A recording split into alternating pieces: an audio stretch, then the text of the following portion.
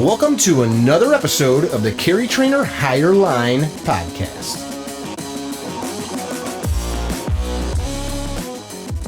Hey all, welcome to yet another episode of the Carry Trainer Higher Line podcast. In studio today, we've got Dr. Matt Angove. I found Dr. Angove while researching some dairy products. He's a doctor out of the Pacific Northwest that Doc does a lot of stuff on social media, puts out some good information for people like me and you to find to learn new things about health, fitness, and the like. And we reached out and said, hey, let's share some of your stuff with the Higher Line followers. So welcome, Dr. Angove. Man, thanks a lot, Mickey. I'm pumped. This is exciting. What kind of doctor are you? So I'm a doctor of naturopathic medicine. So it's basically called an ND, which you said you were in Illinois, Chicago there. So in Illinois, I don't believe there's any naturopathic doctors because it's not a licensed, I don't believe it's a licensed state. So I'm in Washington State. So in Washington State, a naturopathic doctor essentially is someone who, or at least how I practice, is, basically trying to get the root cause of issues as opposed to, throwing out pills to people. Though sometimes we do have to use pills. We try to get, okay, what is actually the problem here? So we fix the problem so the person goes on and can continue accumulating health. So in Washington State, we have full prescriptive rights. So we're basically like a DO or an MD. Same thing in California, Arizona, Oregon, West Coast is kind of riddled with us. Whereas, so a lot of people, or maybe your listeners, wouldn't come in contact with a naturopathic doctor because there's not the same licensure across the whole United States. So do you have a shelf that's got like ram's horns ground up in it and so I'm not really on the eclectic side. No. I think very creatively when helping patients out, but no weird stuff, no smoke when you come to the office or anything like that. It would feel fairly standard, other than how we think about the body and the fact, right? How I think about the body as far as, one whole function unit, not individual parts that you can just, okay, you have high blood pressure, so we just have to force your blood pressure down. Well, maybe your high blood pressure is because of emotional stuff. Maybe it's because of, allergies. Maybe it's because you've been eating, McDonald's or drinking alcohol, and all that kind of stuff. So there's a lot of, seeing the body very holistically versus I'm kind of like your holistic training there, versus just, this one little website. Yeah, I saw it. It's good stuff. So like I've got a bunch of friends that are MDs. If you sat down with an MD and they heard this, some of them will hear it and they're going to be like, well, wait a second. What does he mean? Like you see, he doesn't think we're trying to fix the root cause of the problem. Like what pragmatically is different in your opinion that your type of medical practice? How do you approach illness? Like a broken bone is a broken bone, right? Like you got to set the bone and immobilize it and allow it to heal. You would approach that the same way that a regular MD would, I'm assuming. Oh, for sure. Yeah. So I would say, I think one of the issues with general medicine, standard medicine, is that in America, we treat everything as an acute issue, but the majority of problems we are coming up against are chronic issues, like autoimmune disease, diabetes, heart disease, Alzheimer's, dementia, Parkinson's. All these diseases are chronic conditions built off of a lifestyle and an environment that is not promoting health. So, for instance, I got this kid with psoriasis right now, came in about a week ago, all over his body. So generally speaking, the treatment for that would be put him on, a topical steroid, maybe put him on an immunosuppressive agent. And okay, now the kid is at, he's going to have a rough life. You're basically making sure he has a rough life by doing that. Because now his skin's going to be thinning because he keeps putting those steroids on. And his immune system now suppressed. So, you're in the whole COVID situation. He feels he can't go anywhere. His parents are scared to death because if he gets something, it's going to be really bad for him. Versus, and I actually told this because he's a 10-year-old kid. It's tough to get a 10-year-old kid to change their food routine and think it's okay to stop eating the candy, getting the donuts at church, these kind of things. It's a challenge to convince them that and get the parents on board to say, yeah, you got to hold the line here for this kid. You want him to not, continue experiencing this. But I was telling the story about these two brothers from about 10 years ago. I had both brothers come in with crazy psoriasis, just big old plaques everywhere. Their hands have sores all over them. Wow. I tell both of them literally the same story. It's like, all right, let's see if there's any kind of foods that are irritating you. We do a food panel. One of them's got, or both of them actually had raging gluten sensitivities, and they both just ate, I would say, unhealthy, lots of fast food, lots of on the go foods. And so we suggest let's change up your food routine to one of them. And he does it. He goes full steam. The older brother changes that this, a plaque like this big on his back completely goes away. His hands completely good to go.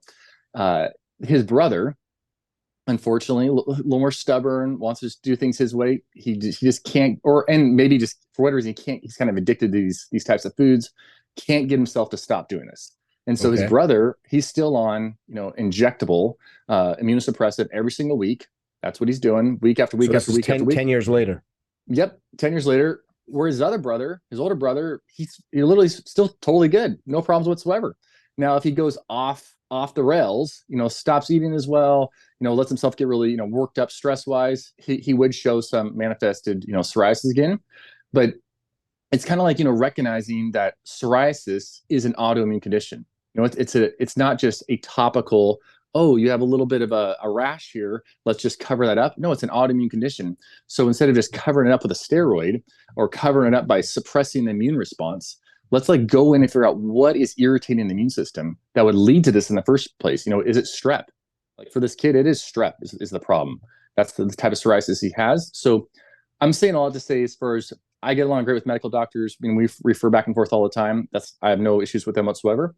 It's just that, how we would go about like my diabetes patient instead of jumping straight to, okay, let's get you on metformin, let's get you, and then, 5, 6, 10 years later, let's get you on insulin, or let's jump to, these GLP-1 agonists like Mounjaro and that kind of stuff. Say, well, how about we work, which takes some time. It's like motivational therapy with patients, right? Inspiring them to say, life could be better. You don't actually have to have diabetes. Your A1C of 14, which is kind of crazy, could be 5. And I've seen it happen many times via lifestyle change. And I definitely use some nutritional supplementation, specific vitamins and stuff, or herbs that are powerful. And, many pharmaceuticals are actually derived from them. And that's how we have these pharmaceuticals. That's how we figured them out in the first place. Everything comes from the earth at some point, right? Exactly. So I think that's kind of the crux of it is one, I take way more time with my patients, I could half hour, 90 minutes trying to figure out what exactly is the thing that's driving their condition. And then, really holding them accountable to lifestyle adjustments, because it is just wild.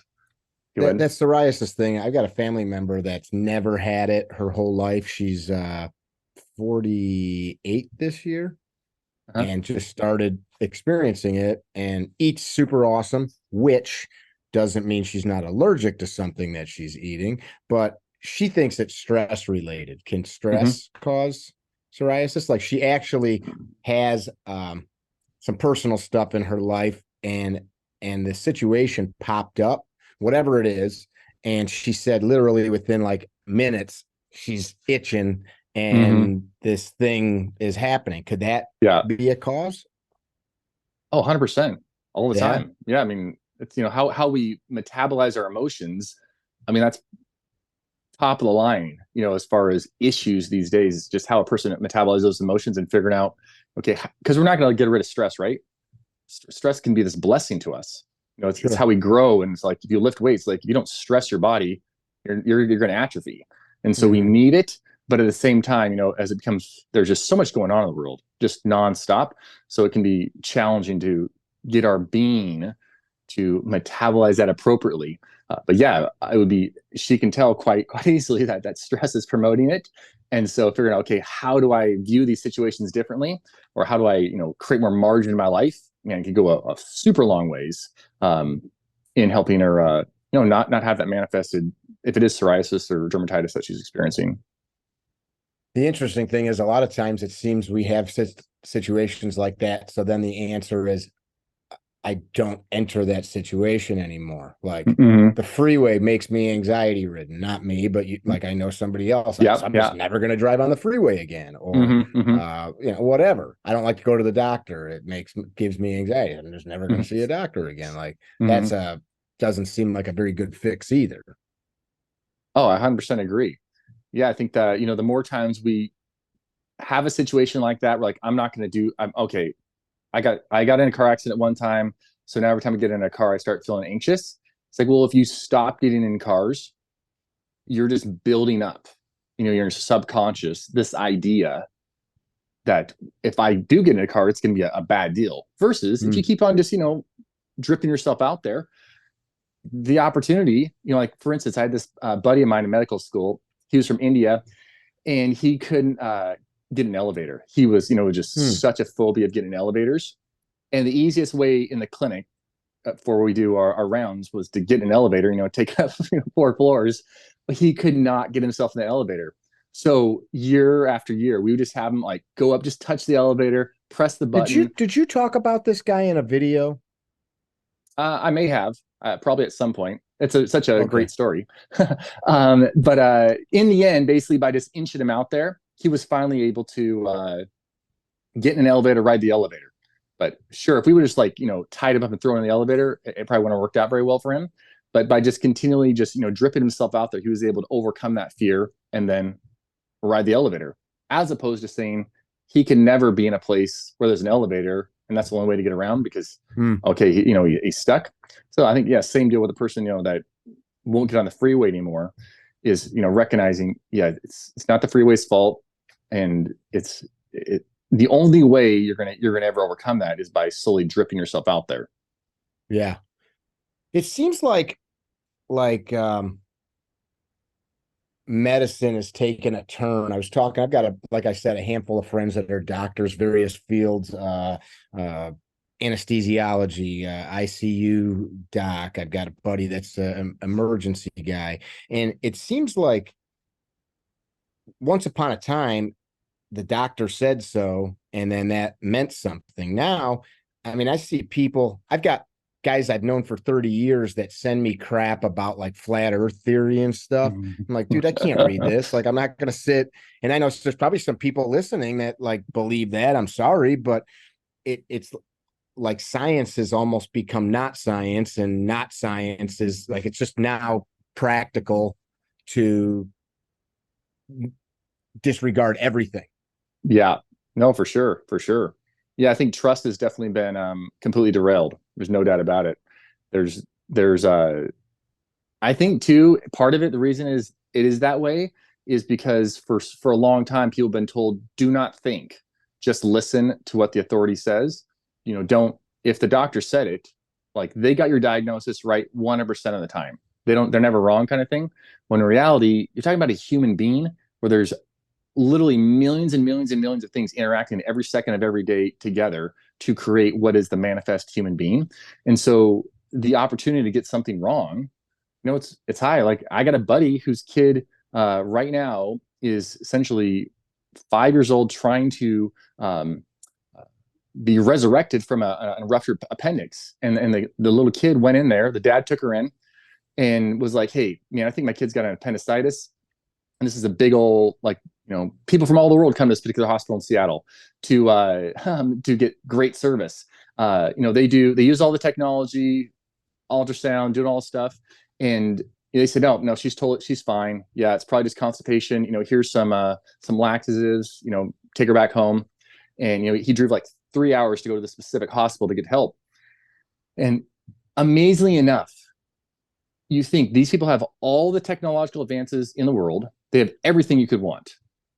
And yet they forgot to run a simple complete blood count, a CBC, which is, if you look on the algorithm, the white how you should check high. for, if an appendicitis is probably in ruminating before it explodes, they would have seen that and like, oh my goodness, we need to step back. But this super intelligent human being that was the doctor on, there that day, they overlooked that. And so I think a lot of times people have been thinking, hey, and now the kid instead of, being an easy thing, appendicitis, clip it out, gone. She's basically back home the next day, run around like crazy in, 48 hours.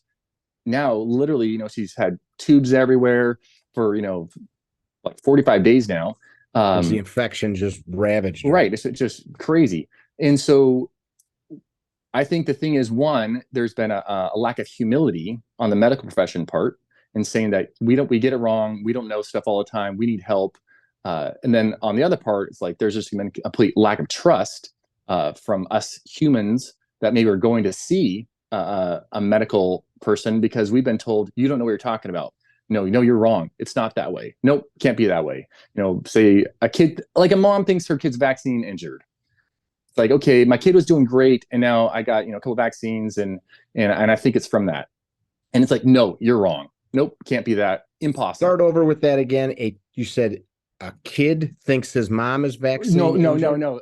Sorry, talking a little fast there. So say there's been a lot of congressional hearings on this the last few years, where a mother or a father says, hey, my child got, the MMR vaccine, and a day later, a month later, they started exhibiting all these weird symptoms. And she goes to her pediatrician or whoever her family physician is, and says, could this be the case? And is just completely dismissed and told, nope, that can't be the case. It's impossible. Nope, that's not it. You're just like thinking of things. You just want to blame it on this when it's something else. It's their genes. This was going to happen anyway, or something like that. And that just, devours trust in the patient physician relationship, because you're not hearing me. You're not listening to what I'm saying. You're not like, I don't know if it for sure is this, but is it possible? Sure. I mean, if I gave a person, we talk about this all the time, it's like, if I was to tell a person, here, take vitamin C, which I think most of would say is ultra benign, you can get bucket loads at Costco, right? But the person, after they took the vitamin C, was like, man, I feel terrible. I got a headache. And we say, maybe it's because of the vitamin C. Anything else you did? Oh, it's vitamin C's fault. But if you were, to say inject yourself with something, or, take some drug that isn't supposed to cause that thing, it's like, there's no way. It wasn't that, it was something else. So I think there's plenty of amazing medical doctors out there. I got into this naturopathic profession because of a medical doctor in Orlando, Florida, Dr. Don Colbert, MD. He literally told me to go to Bastyr University, which is the kind of the main naturopathic medical school up in Seattle. And otherwise, I would be a medical doctor right now. That was my plan all along. So there's nothing wrong with medical doctors or doctors of osteopathy. Love them all. It's just that I think sometimes we think maybe that we've been taught that we can't be wrong, maybe sometimes. And then we've been taught that the algorithm we've been given for how a disease progresses, how it manifests, is just, that's right all the time. And there's, if the next thing in line is the steroid, we give the steroid. No matter who it is, the next thing's in line, we give the antibiotic. We give the antibiotic. If it's antidepressants, what's next? The birth controls. We just go down this list, as opposed to looking and saying, hey, this guy's Mickey. Are you like 40s, 50s, 30s? I'm 71. 71-year-old, really fit, looking really vital, and he's 71 years old. Maybe Mickey doesn't need this big hair-binger of a therapy. Maybe we'd start out with, some just lifestyle adjustments and just see how he does first. Or we could start out with, some nutraceuticals. So I think I know I'm kind of rambling here a bit, but yeah, I think there's definitely a huge chasm that we need to bring together in order to utilize the best of acute medicine that we have in the United States of America, as well as recognize that the majority of stuff we're dealing with is not like, I got my head, like my head's hanging off my body because of a car accident. No, the majority of stuff is these chronic disease conditions that have been building for years and years and years and years, and they don't need an acute remedy. Like, let's get the diabetes person before we got to cut off their leg. How will we somehow convince them, inspire them to make, a lifestyle adjustment, because that in itself will help blood sugar. So sorry, don't mean to go talk on this too much. Don't apologize. No, that's wonderful. I have a friend, his father, uncles, diabetics. he was getting a little heavier. He opted to have gastric bypass as a way to like stop diabetes in its tracks. And like, Mm-hmm. I mean, I think it was super aggressive. He wasn't that heavy. He did it. He lost. I mean, he was heavy, but he wasn't like, in a wheelchair. He was probably 50, 60 pounds overweight. Mm-hmm. And of course, now all the numbers are down and he's no longer considered a diabetic. But like his way of dealing with it was just like, handcuffing himself where he no longer could consume the foods in quantity that he was like. That seems to be the issue. You're talking about kids, this 10-year-old with psoriasis. I don't know about you, but when I was a child, my mother didn't buy this stuff, Mm-hmm. whatever it was. So people are like, oh, it's hard to get him to eat that way. Like I ate school lunches at a Lutheran school I went to, and it was junk. It was like this is the 80s, but it was like canned peaches that were covered in corn syrup, or probably sugar then. Maybe it was corn syrup. You know what I'm talking about, Yep. like Oh yeah. cafeteria food. 100%. Cheap meats and white breads and things like that. And every day we drank a couple cartons of milk. And funny thing was, at home, we weren't milk drinkers like that. But it was just so normal in those days. Everybody got to get them strong bones and vitamins D and calcium and all that stuff. But it seems like people are concerned about these things, diet, what we're talking about, I guess now. But then they go to the Yeah. grocery store. It's a fun to me to walk around a grocery store and I kind of peek in people's carts. And I'm not judging them, but it's like, why would you buy that? Like, I just saw this post the other day. I don't know how I got targeted with the ad on Facebook or Instagram, but it was for some cereal. And the cereal was like, it was made to be like Cocoa Puffs or Captain Crunch or something, but it was healthy. And like all these comments from adults, you could see who they were. I was intrigued by it. Like, no way you're getting me off my Captain Crunch. I'm like, why would you eat that? Like, and I know there's people listening that are like, I love Captain Crunch. What's he talking about? But the food that we have is freaking horrible. Yeah. No, you are 100% correct. Yeah, I think people will be shocked. I mean, it's so challenging because it's literally everywhere. It's just so normal to consume just like processed food, ultra processed food for breakfast, lunch, and dinner, every snack in between. It is just so stinking normal. That's why where I live, I got like just this line of every fast food restaurant you could possibly imagine down the street, because we're between Seattle and Portland. And so people just, flood this area for fast food. And then people have never been really told or educated that, hey, if you put in corn syrup, artificial flavorings, artificial colors, and these canola oils and soybean oils in your bean, that this is not normal for the body these are not normal things for the body to consume. The body's building itself off of what you put into it. It doesn't have some just magical thing that happens where it just grabs stuff from the air and it makes you. No, it's literally building off you. And sure, for the majority of people, these kids, 10 years old, they're lean, they look like, they can run all day, all these kind of things. But when they hit, especially girls, they hit like puberty, start having their cycles, like, oh my goodness, my kid's got, PCOS or, endometriosis, they got these issues. It's like, well, kids with endometriosis. Well, yeah, I mean, once girls start hitting puberty, that's when it onsets, when the estrogen starts going up. So not boys, ladies only. Sure. But the thing is, it didn't start then. It wasn't the fact that the hormones went up. That wasn't the fault of the hormones. So what we do in standard medicine, of course, we give them birth control. I mean, I don't, but that's what standard, like, give them birth control, suppress the ovaries. Because the birth control suppresses the hormone production. And yeah, I got you. When the real issue is, it's like, no, they've been living off of this Franken ultra processed, not for human consumption, pseudo food for the last 14 years of their life. And so it hasn't manifested in this terribleness yet. I mean, some kids will get rashes, asthma, all kinds of stuff earlier on, but for the majority, you don't notice. You eat McDonald's today, oh, I feel terrible and I never want to do that again. That's not the Hmm. majority are not feeling that way. But every single time you put in, those omega-6 fatty acids, those rancid oils, like your cell membranes are becoming more and more and more rigid. And the body keeps on finding resources. How do we offset this? How do we offset this? How do we offset this? But at some point, like you're out of resources, you're out of capacity.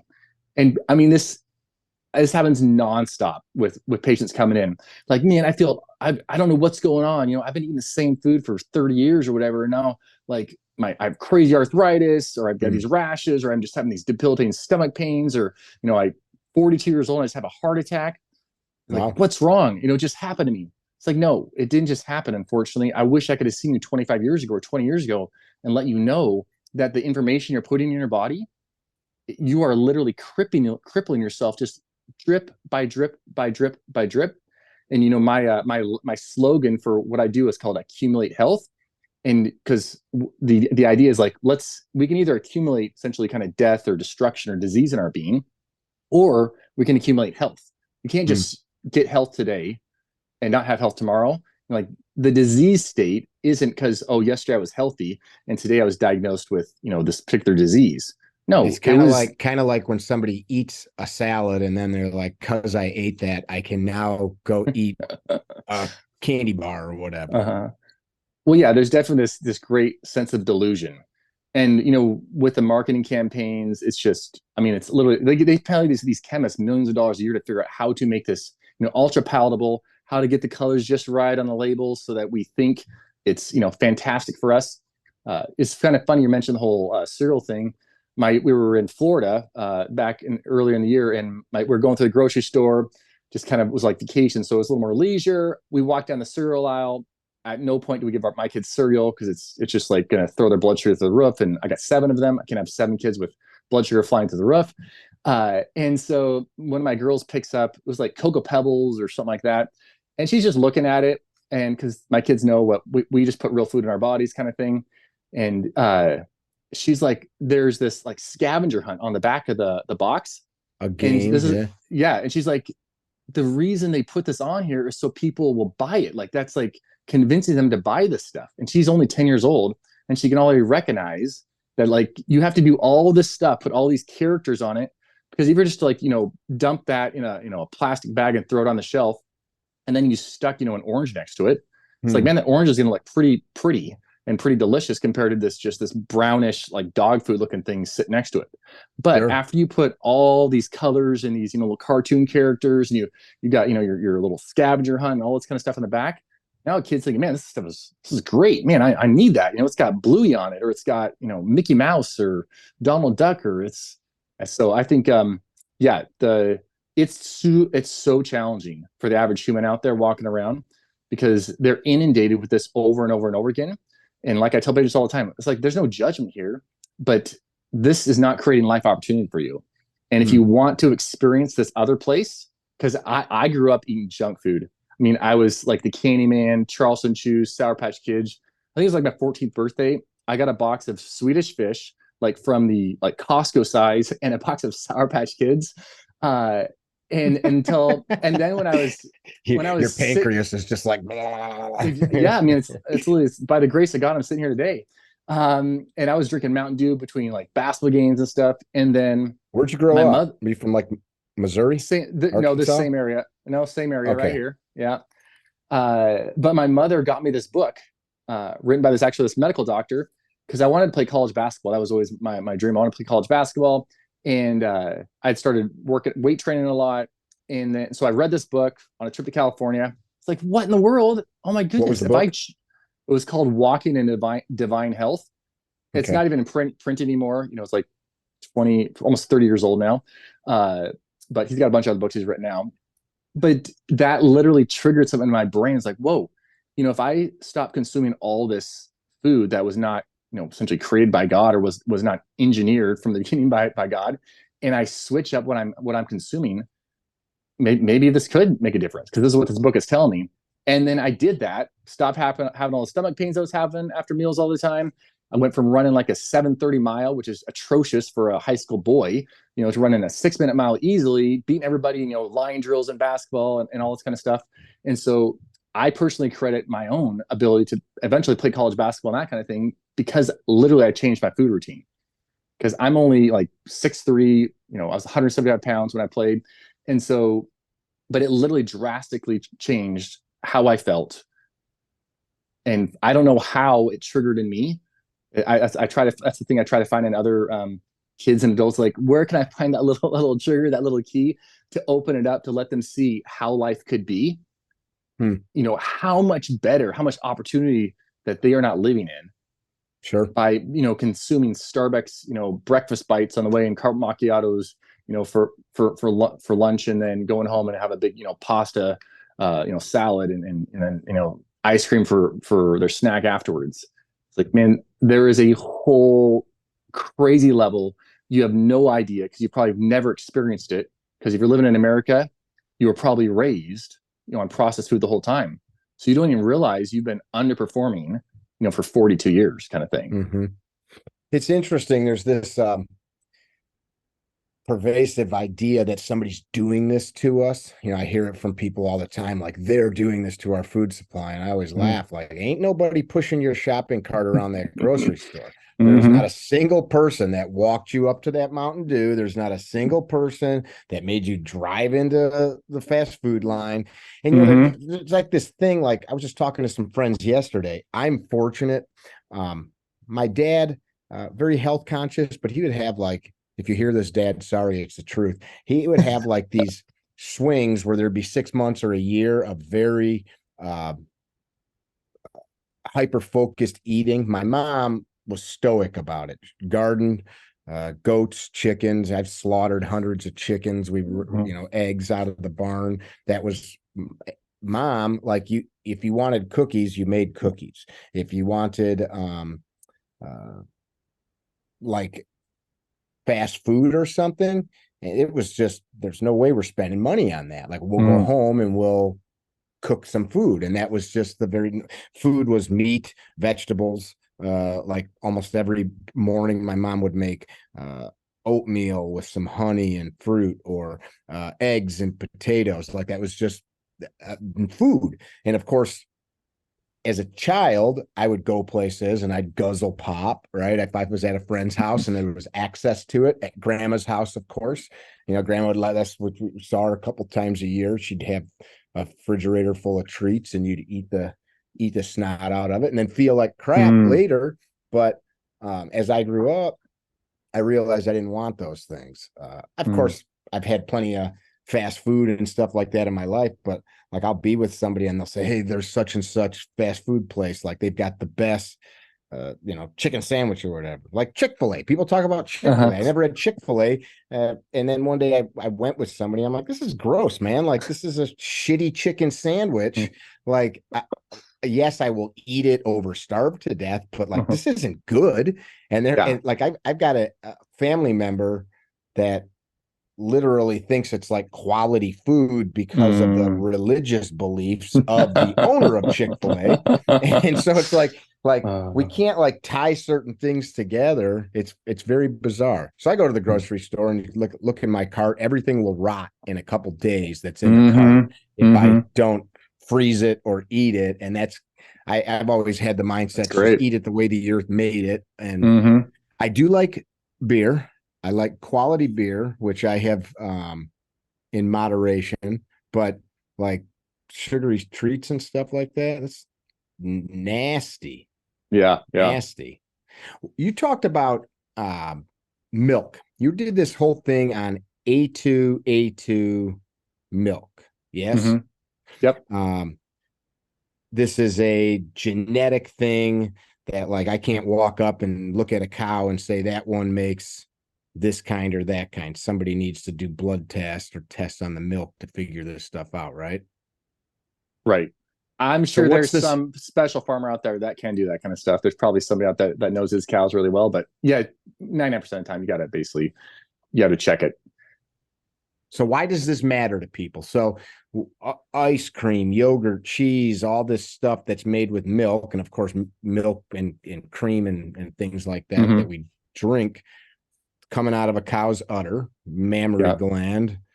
why does it matter? What's the difference? What is A1 versus Mm-hmm. A2 or all that jazz? Now I'm starting to talk about stuff I don't know anything about. Yeah, so A1 is the kind of the standard milk out there. I mean, people probably see in Costco now there's A2 milk as well. But yeah, A2 generally is way less allergenic as a whole. And the Okay. A1 comes from cattle that can generally produce a ton of milk. And so it's just easier. And that's kind of what we do in America. If it's easier and we can make a lot of it, then we just do it. And so we have tons and tons of A1, and like 99% of what you're going to consume is going to be an A1 or A1A2 milk, which is definitely much more allergenic, has a lot more issues with causing digestive negative responses. In fact, I'd done that video after this Australian study showing that basically when they gave A1 milk, the intestinal lining produced, or sorry, when they gave A1 milk, the intestinal lining lost a bunch of it. Essentially, it's big antioxidants, glutathione production. And when we gave A2, there was this big upkick, actually the opposite effect in more glutathione production. And glutathione is like the master antioxidant in every cell in your entire body. So we like to have lots of it. And if there's not sufficient, then we age really fast, and people tend to have more, autoimmune conditions, cancers, all this kind of stuff. So that was So the just to main. clarify, that study was looking at how these two types of milk affected glutathione in the intestines. Is Yes, that what you and that was said? and that was a so the A2 is basically the casein protein we're talking about. So it's not the whey portion. The casein is like 80% of the protein that's in, say, your glass of milk. The whey is the other about 20%. Generally, whey's got, just like study after study after study after study showing all these amazing benefits for us humans. Whereas the casein, though I'm not saying it's not beneficial, definitely has plenty of benefits. It just way more propensity to be allergenic and cause a lot of the issues. And it's what if I do blood panels looking at IgE or IgG responses to dairy, casein is the one that's most commonly going to come up positive on people. And so, Okay. but that is almost always the A1 casein.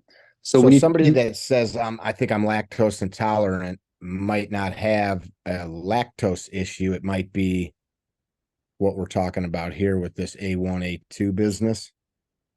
it's feasible if they just say, "Oh, Okay. I drink milk and I don't feel good." Yeah, it doesn't mean it's lactose. It could easily be, yeah, it could be the milk as a whole, or it could be, yeah, the casein component and how it's responding. Because just like so goat, sheep, camel, those are pretty much all A2. That's what you're getting. And so a lot of people can drink goat milk, but they can't drink cow milk, or they can drink sheep milk or sheep butter, but they can't have cow. Whereas, many people might find that actually I could have cow if I was getting the A2 variety. For instance, there's a farm in California, Alexandria Farms, which have an A2. That's what they produce. That's kind of what they're known for. And it's not ultra pasteurized, it's fat pasteurized, all that kind of stuff. So I would say it's a better quality milk than when you're getting it at Costco. That's the A2 ultra pasteurized, because that also basically is going to change the conformation of the proteins, and it still can be, for most people, be pretty problematic if you have any kind of dairy issues. But the main point of it is A2 is way less allergenic, doesn't seem to, in fact, it seems to help glutathione production. The A1, very allergenic, and seems to actually deplete glutathione. And the end result is a person doesn't feel as well, has more Hmm. allergies, more irritation with the A1, way less allergies, way less negative impact with the A2. Talk about glutathione. Can I just eat some? Can I just get some glutathione pills from the health food store or Amazon and just munch on those and then I'm okay? You can for sure. I'm not saying you're okay, but yeah, I mean, getting off Amazon, that may be I'm being a challenging. smart ass with my questioning, but I'm Yeah, trying to lead you down a path here. yeah. So glutathione, 100%. I mean, I definitely use glutathione in office with plenty of patients. Very very specific brands and type, or like ways that it's put together as far as in an oral solution. We can get, we do Okay. glutathione IVs or nebulized glutathione. The thing about glutathione is it isn't generally something I would have a patient just take indefinitely, though, because glutathione is the end product. And so, whereas it would be much, much more beneficial if you want, consistent glutathione levels, which would be fantastic for the body to utilize substances or, foods or lifestyle that actually promotes your own endogenous glutathione production. Versus just taking the end product over and over again. This is like an acute situation in a natural clinic. That'd be great. Yeah, I mean, I just actually sent a prescription like an hour before I talked to you for a nebulized glutathione for a patient with bronchial stuff. But that's not in a week he's not going to be on that anymore because he doesn't need that. This is to help out an acute situation instead of using like a steroid or bronchodilator, that kind of thing. So yeah. The goal is in my practice and how I think about medicine and helping people is, okay, we get people out of acute situations, but what is the underlying, how can we help the underlying issue here? How could we actually say, in this case, build up glutathione reserves? Let's switch to A2. Let's get on goat products instead of, cow products. If it looks like you're having issues with cow products or, whey protein actually can good quality whey protein can really enhance glutathione production, which is pretty amazing. I know that because it has a bunch of cysteine in it, and cysteine is the precursor or kind of the rate limiting amino acid for glutathione production. So there's I don't know what road you're trying to lead me down with this glutathione, but I'm happy to go down whatever road you want to go down. The road is I'm trying to get you talking about it. Yeah. Yeah. So glutathione, that seems to be an issue. So what I'm imagining in my head as a non-scientist is we want to plug all these other building materials in so that the factory spits out this end product. And if all of those other building blocks are present, there's going to be a better version of us. It seems like that's what I see from a lot of people. Like I'm around a lot of high level aging athletes and super soldiers, SWAT cops, collegiate and professional athletes of various calibers. And it seems like there's a lot of them that are chasing that dragon of not just youth, but continuing to have a high level of performance. And they're sticking all kinds of stuff in themselves. And I'm not talking about steroids or stuff like that, but like, okay, if I inject this supplement and this supplement, it's supposed to, spike this thing to make this thing heal faster and, put this red. And I think there's probably value to all of those nuts and bolts. But then you kind of look at like the chronic abuse they're doing to themselves, like training 20 hours a week of like combat sport or, triathlons where you're running your body into the ground and organ failure kind of stuff going on because you're just trashing yourself. Like that seems to be the thing it's almost like the other end of the spectrum of the person that goes through the grocery store and buys all of the garbage. Like they're on the other end of the spectrum, like thinking they can abuse themselves and then plug some stuff into them to fix themselves. Yeah. No, I think it helps. I definitely have plenty of ultra marathoners and such who, it's trying to convince them or at least help them understand if they want to do this, it's their body. Yeah, go for it. But what do you want 5 years from now? If you're 50 right now, how do you want your body to feel when you're 55 or 60? Do you want to be able to just go run down the beach with your kiddos or, grab your grandkids or, go hike that mountain again, but not sprint up it? Do you want, because you just kept on doing that, these overnight runs and you're sipping on all these gummies and doing all this stuff. Do you want the consequences of that? Because they're coming. There's no amount of peptides injections. There's no amount. I'm not saying these are great things. They do wonderful things for a lot of people in a lot of situations. There's no amount of bioregular peptides. There's no amount of hormones, growth factors, these kind of things that we can do that's going to overcome what you're doing day in and day out with your food routine, with how you're going about your fitness routine, how you're going about your sleep routine. There's no magic potion. Right. Oh, no, not at all. I mean, you look at even say so many guys, I get 20-year-olds, 25-year-olds want me to prescribe them testosterone because their levels are This was something I wanted to talk about. Good. Because their levels are 650 and they're in the gym and their buddy says they got this stuff from some guy and his levels are 1400 or 2000 now and he's just he's lifting all his weights doing he's getting so jacked. And I'm just like, listen, that might seem cool right now, but your body's just breaking down. If you give your body these super physiological doses of these hormones, every part of your being is speeding up. You are literally aging faster, You're even like though running that externally, clock. right? Even though externally you may be looking better, but your system is actually aging faster. Like, I mean, I've got plenty of guys, 45, 48 coming in who are on, excess, even you would say normal testosterone, or that they got it from their doctor, but they're not getting, it's not like they're getting it from the black market or anything, but they've been running these levels that they want because they feel best at 2000 or whatever, serum testosterone. And it's like now, yeah, I mean, their shoulders are all arthritic, their hips. Now they got to get a hip replacement. They can't really do anything in the gym because they just feel they get so sore. It's like there's no amount of injections out that they can do that will compensate for that kind of thing. So Doing a bunch of burnouts in your car all the time. Right, exactly. Yeah, I mean, Mm-hmm. the body is just this. It's so stinking amazing. The human being. You think about our eyes blinking and us communicating right now and be able to understand what each other's saying. It's just miraculous. You And the moving fact, your hands in a gesture of conversation. right, All those synapses and muscle fibers and all of it. right. Yeah.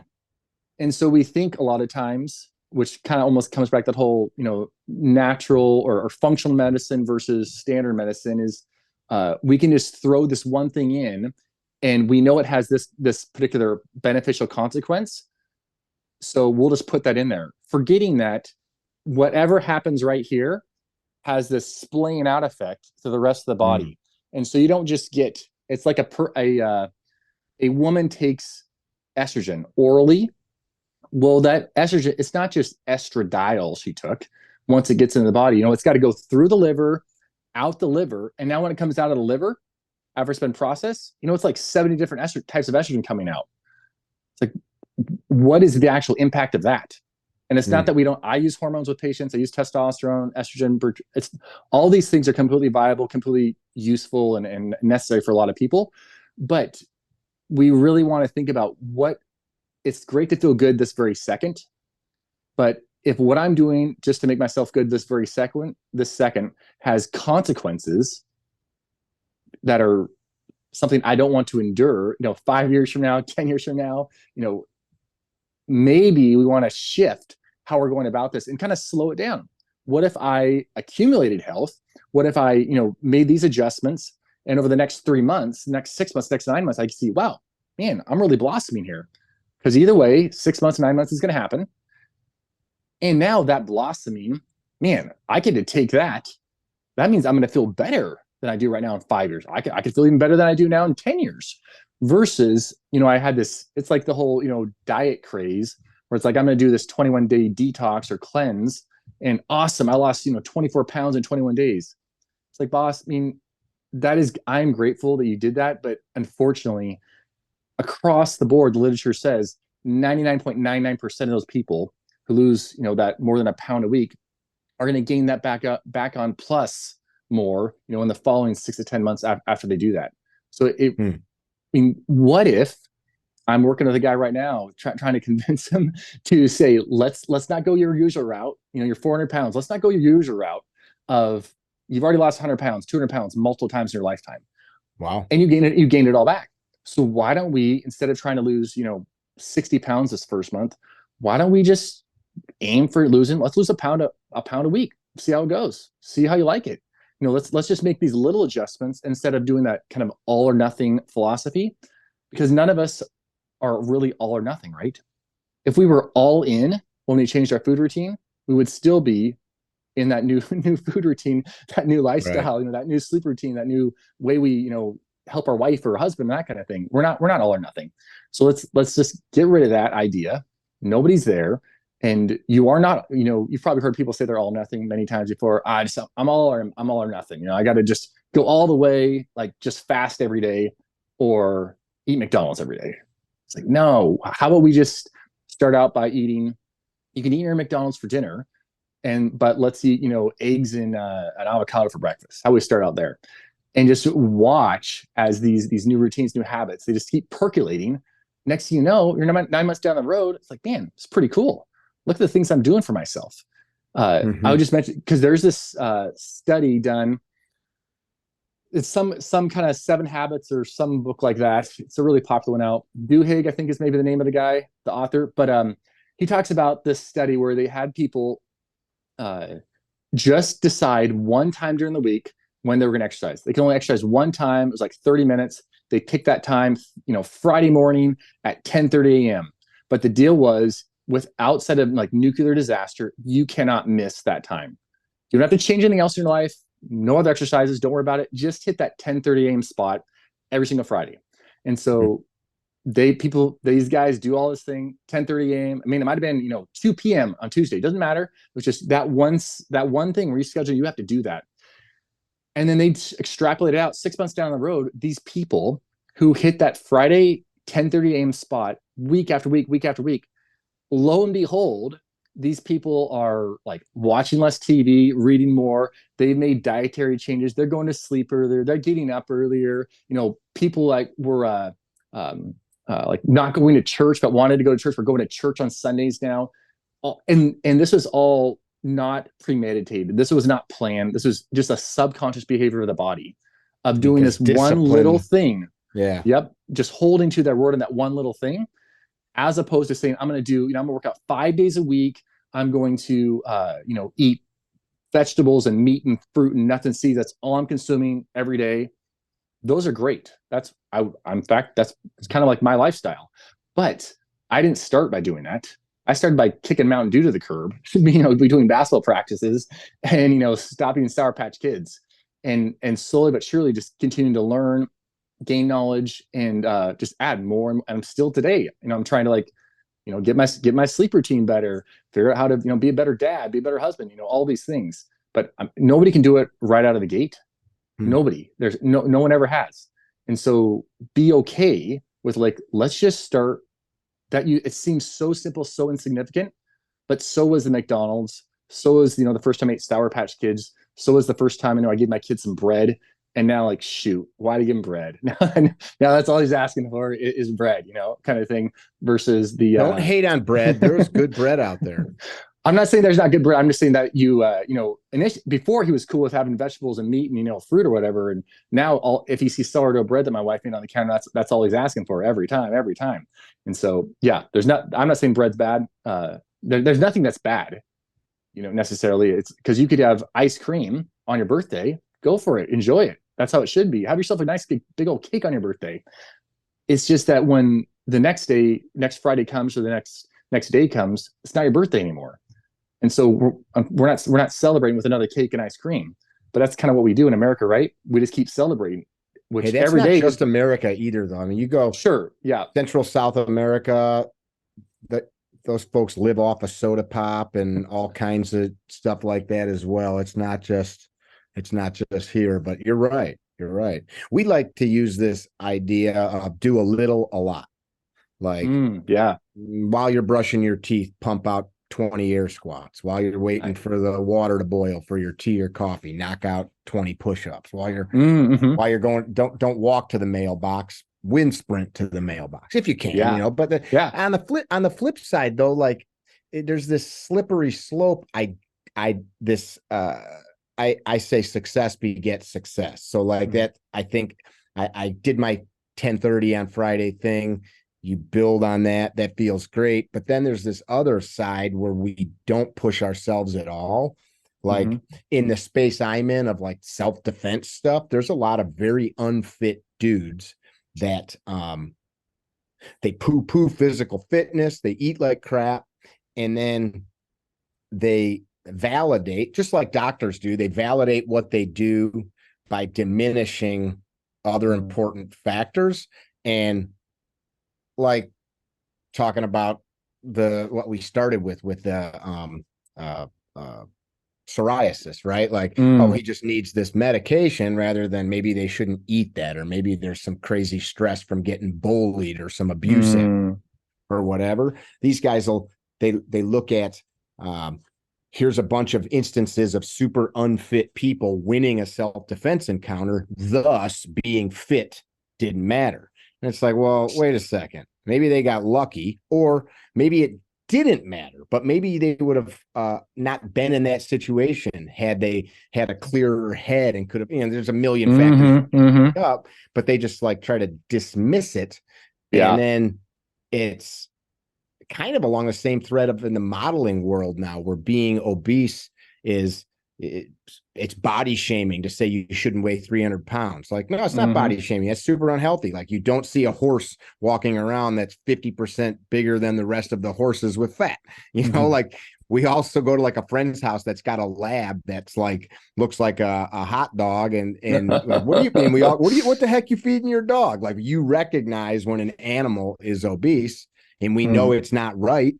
Hey, I mean, I've even seen people threaten to call like the police on a animal owner that the animals are getting super fat, but we ourselves, and I don't have any vendetta against the people that want to eat a certain way, but it's like we have now created this world where we're like, it's okay, and to say anything about that, shaming them. Oh man, so true, so true. Yeah, probably like 2 years ago, I had this lady walk in my office who I'd seen like 5 years earlier. She was very obese, and that was her deal. She wanted to like get her life back, but she comes back in about 2 years ago, and she sits in the office and she says, people say it's okay, like it's okay to be overweight. That I don't mind it. That it's okay. And she says, please do not ever allow that thought to come in about me, because I don't want to be like this. I hate this. Like, this is slowing down every part of my life. And so it's because it's not. Nobody wants to be uncomfortable sitting in an airplane. Nobody wants to have a seat belt extender. Nobody wants to barely be able to fit into their driver's seat, or just the fact that you got to go look at all these different clothes or go to the special clothing store. Nobody wants that. So when we go out and we say, hey, yeah, this is there's all different body types. I got 7 kiddos. They all got different body types, but you can see what a generally healthy body type is. But when a person is, say they're 5'8" and they're 320, we all know, they know, every government entity, every dietetic entity knows that is not serving them well. Their life is going to be shorter. Their quality of life is going to be less. Their ability to do things, like, I have endless examples. I have so many patients that I deal with over the years, but like, I had this gentleman. He was going to take his family to Disney World, and there's, I guess, some ride there that you have to be a certain weight. I believe it was Disney World. It was one of the parks in Florida. You have to be a certain weight to do it, and he couldn't do it with his kids like 3 or 4 years earlier because he was too big. And I think you have to be like, for him, it's like 290 something. He has to be, and he was like 325 or something. And he's saying, like that's all he's thinking of. He wants to get down so he can do these things with his kids. And unfortunately, even at that, it's still really challenging for him to make, I would say, the ideal decisions or optimal decisions to get there over and over again. But yeah, there's nobody. I know, having sat with patients over and over again, it's super sad, super unfortunate that there is that dialogue out there that says, oh, no big deal. It's okay. Just, this is actually great, because those people, they don't want to be in that situation. People want you to keep buying the food. They want you to keep buying the lifestyle, and it 100%. Like that. The conspiracy isn't that they want you to buy it; it's that you don't see that you are a willful part of this, like lingerie made for super big people, or whatever it might be, and then we glorify it and sexify it like this is what we're supposed to be. You don't go dig up bones of people from long ago and find that they had weight issues like that. It just didn't happen. You didn't live. Totally. Yeah, and crazy. I think there's also the idea that the person that's overweight, that they are or obese, that they're not disciplined. Like, they just don't have enough discipline. And I would definitely say, no, that's not true. I know plenty of, I've worked with billionaire patients who were very overweight, and it's like, you don't become a billionaire. I make $1 billion last year because you're just super undisciplined and have no that's not how it works. I worked with this one guy doing this weight loss thing, who's a very, very wealthy guy, and he would get up at 4:30 a.m. every single morning, day after day, 7 days a week, to go, get his projects going and stuff. It's like, I don't get up at 4:30 a.m. I wish I could. I mean, I'm sure I could if I put that kind of tension on my being, but it's like, no, that takes great discipline, great, just get after it, and controlling your day. It's just that, there's this other part that they're missing, because usually, there's some kind of striving, or there's some kind of, they're not getting reward that they're trying to get in this other avenue. And so, food and the convenience of it is somehow filling that gap in. So I think that is one thing that is often thrown out there, or looked upon, because you can see obesity, right? You walk down the street, I can see obesity. But I got patients that are, 5'8" and 170 pounds, and they got raging diabetes because of their lifestyle. But because of, their genetic metabolic, machinery, they're not raging obese. So you can, there's definitely people out there, because I have these patients who are putting a ton of effort to support their life. But, because of, I would say, previous life experience, it is really challenging for them to, get their body composition back to, what it's like, whoa, you're eating like that, and you look, and this is how I see you externally. This is crazy. Those don't match. But there's so much emotional, baggage that's laid in there, trauma that's laid in there, these layers that, if a person's out there who is struggling with obesity, they're making, like, man, I'm eating awesome. I'm drinking my water, I'm doing my exercise. I'm doing these things. I feel like I'm not getting results. You really do want to look and say, okay, one, plastics are a big deal because they affect the endocrine system, but also consider, like, life traumas, and, how you're looking at life, how you're feeling about yourself, because that can play a huge role in whether or not you can indeed get over, clear that obesity, clear that fat that's just hanging on to you. Because I had this one patient who, years I was working with her, and, she was journaling, writing down every single food she'd eat. Just, it's like nothing would change, a pound, every 6 months or something. And she's wanting to lose, 70 plus pounds. She goes on vacation, like 3 weeks. It was some tropic place, like Fiji or something like that. And she's just like doing life. She's back. She was drinking alcohol. She was, just eating that way she wouldn't normally eat, because she was very, like, making all her meals at home and stuff. She ends up losing like 10 pounds when she's there. It's like, what in the world happened?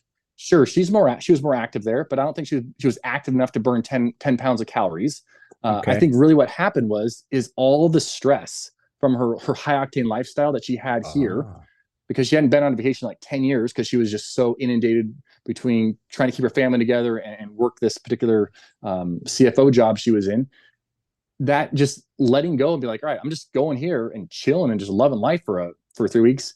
Literally, she loses, it was like 9+ pounds, not quite 10 pounds, about 9.5 pounds.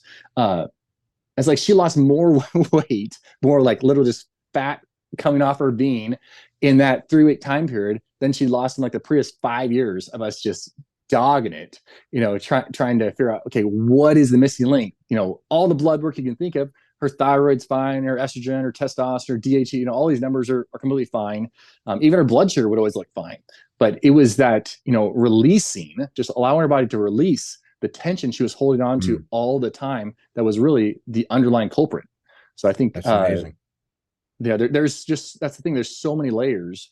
It's like telling a person you're eating too much, that's your problem. It's like, no, I have patients all the time eating 500 calories coming in. Literally, this 500 calories, 700 calories, and they're still, 300, 350, 270, and they should ideally be, 100 pounds less. It's like, the problem isn't, the thing is they're eating 500 calories, but it's like these shakes of Orgain and, whatever else, there's so many these companies out there right now, like that's how they're living off of, and just all this processed soy and stuff.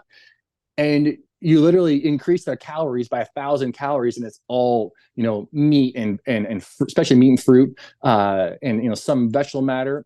And also they start losing weight. It's like, what in the world is going on here? It's like, yeah, it's not a calorie issue. It is what is the food substance? What is the information being given to the body?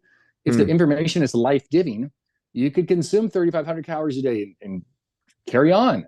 If the information is not life-giving, and it's just literally like dead food coming in, you could consume 750 calories and keep gaining weight. You ever seen that book? It's a friend of mine, Marcy Zavala. Pain Proof Your Diet. Her husband's a DO. She's a BS, MSPT, NTP. I don't know what any of that stuff means, Uh-huh. but that's something that she was recently talking about with us on another podcast. Is it's not just this ratio of calories in and output with work, and we think that, but and I have a hard time wrapping my head around that, because it's like, yes, it is. I put a gallon of fuel in. If I have this many RPMs for this much time, I'm going to burn gas. It's pretty linear in my brain, but having been a victim or maybe suffered from both chronic and acute anxiety and stress in my life for years and years at various points, I can imagine how that would affect what our body would do with the food if we're under that kind of load. And then even how you eat when you're stressed out. I'll catch myself like, nobody's trying to kill me. I can enjoy it. I don't need to, like shove it in and keep going. I can take a bite. And I mean, I don't like have to fight myself to not enjoy food. I love enjoying a meal, but I'll catch myself like, why am I guzzling this nice bowl of soup I just spent 4 hours to make? Why am I, why can't I sit here and slow down the process of how I eat it? Yeah. And I find that when I'm doing that, I'm probably like ramped up, keyed up, thinking about, I got to pack my truck. I got to drive here. I got to do this. And yeah. No, I mean, autonomic nervous system have such a huge role. It's huge. You talked about the plastics. I have a friend, family member. He was one of the first dudes to bottle water in the 70s. Oh. Cool company called Nicolay Bottled Water. This is in like 1976, something like that. And he was always a proponent of not just drinking bottled water, but understanding what's in a city water supply, from all the chemicals and things that end in zines and all the drugs and stuff that people pee down the toilet and just all that crap. But now fast forward 30 years, people drinking out of these plastic bottles and all the plastic stuff that touches every single thing that we can ingest. Man, it's freaky. Like, I start looking around. We own a coffee company, and I have always looking for different ways to package things. It's pretty hard to like package things that are preserved. Glass is one of them, but there's like a weight issue and some logistics with that, but it's like everywhere. What do we do? Should we all just go like live on an island and eat coconuts and grass skirts? I think the main thing with plastic is plastic. I mean, plastic is awesome. It's definitely helped us out a ton, but I think we just have to get rid of the single-use plastic. I mean, single-use plastic water bottles, be like, I would never drink out of that. I mean, I have for sure, but now knowing better, I mean, single-use plastic water bottles. Listen, and then the Sour Patch Kid boy telling me I'd never drink out of it. Or see you with the little red Kool-Aid stain around. Oh, I had it. There's no doubt about it. So I mean, think about that though. Single-use plastics. You open up a package of bacon or a package of meat or orange juice or just you name it, it's wrapped in plastic. Right. And I would say the things vitamin that have bottles. the most vitamin bottles. Right. But those are, I would say, it's what's going to affect a human being. Like, so, your protein that comes in, say, a plastic bottle, that's just a dry substance. It's not heated. There's going to be essentially probably zero microplastic exposure there. Whereas you go to your coffee stand and you get that, 160-degree milk or coffee put into your coffee cup that's lined, that plastic liner that's inside of those paper coffee cups. They've shown, it was like, I literally just did this little talk the other day on coffee, trying to get my numbers right, but it was at like 3,000 plus micro plastics per like 4-ounce cup of coffee that you would be ingesting. So it was the average person, if they drink one like every third day, is one of those. And I got patients literally that walk around all day long drinking these 4 or 5 of them a day. right? It's like 100,000 plus microplastics particles entering your system, and there's no doubt about it that that has a huge role in, especially the hormone and how I would say, like, the feminization of males. I think this is a huge underlying issue, is this just inundation with these, what we call xenoestrogens, which is what microplastics, how they manifest in a human being. They manifest, especially, well, in guys and gals, but we probably notice the biggest hit in how males end up showing up in life is this estrogenic like compound. And so I've talked about this one gentleman. He's like a power lifter, and he's up in age, in his 60s now, but he's still super faithful. He's lifts 4 or 5 times a week, he has his own garden, eats awesome, brings his lunch to work, all these kind of things. But he's like, man, I'm starting to get like erectile dysfunction, and my libido's going south. I don't know what's up with this, and he just not feeling like himself anymore. And so we were going through everything. It's like, whoa, his estrogen levels, like serum estrogen, is like through the roof. It's like that's really uncommon. Unless you're on testosterone therapy, then sure, your estrogen will often be high. But just for a guy just doing life, taking care of himself, you would not expect this. And so we kind of just keep on going through the history, and then I've come to find out, this guy, he's got like 3 times a day, he's got his little paper coffee cup with the plastic liner that he's filling up, and then he's drinking plastic water bottles, like basically the big things we get from Costco here. That's what he does all day long, and he's got all of his food in plastic, and he's throwing it in the microwave at work, heating it up, and in this plastic, it's like, okay, let's just stop this. This is the most likely thing we got going on right now for you.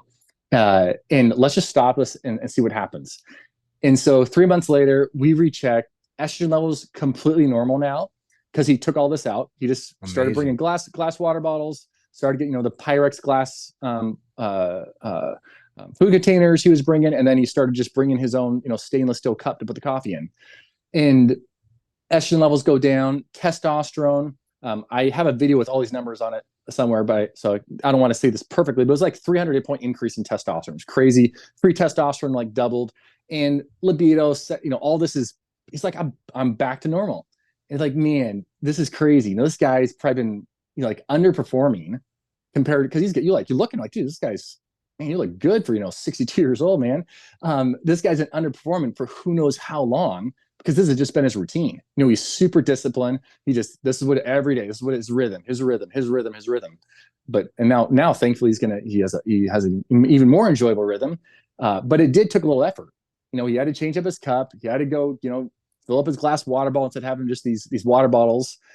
How many times have you seen somebody like in the back of their trunk, just a bunch of plastic water bottles they grab out before they go, play their softball game, or they go to the basketball? And it's like, we've all done like it. Middle of July, and that stuff's been like 100 degrees at some point, down to 60, back to, and it's like the amount of plastic in there, it's just got to be insane. So dude, I used to buy, when I was running my construction company, I'd go to the called Menards. It's like a lumber yard here, like Home Depot, and they sell cases of water for like $2. So I'd throw like 20 cases in the back of the pickup truck, and like you said, they're out there, sun's beating down, and it's a water bottle, so it can get rained on, snowed on, whatever.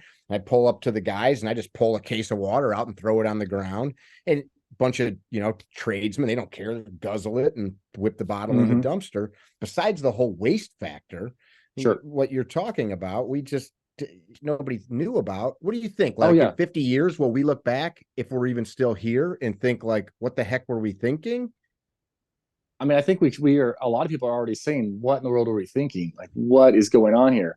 The problem is, it's just so, you think about literally, like you're mentioning, these different food products and what they're packaging are. It's like, it's so ingrained. It's just so how it is, that, we're going to need some, ingenious person to come along, or group of people that says, whoa, like you could, use this other thing that is, is not going to leak and is leak proof, but doesn't have the same, issue that the plastics do. And I think people can literally just do some of the simplest things. Like, you could just bring your own stainless steel water.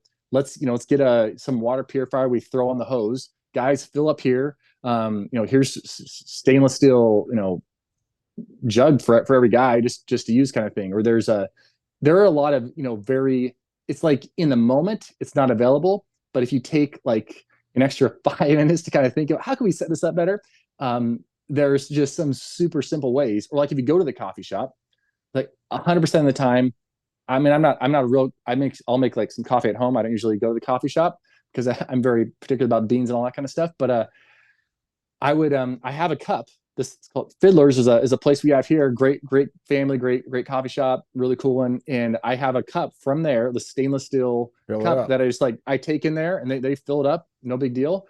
And Starbucks will do the same thing in these places. I've never had anybody say no to that kind of thing. So and it's like bam, right there.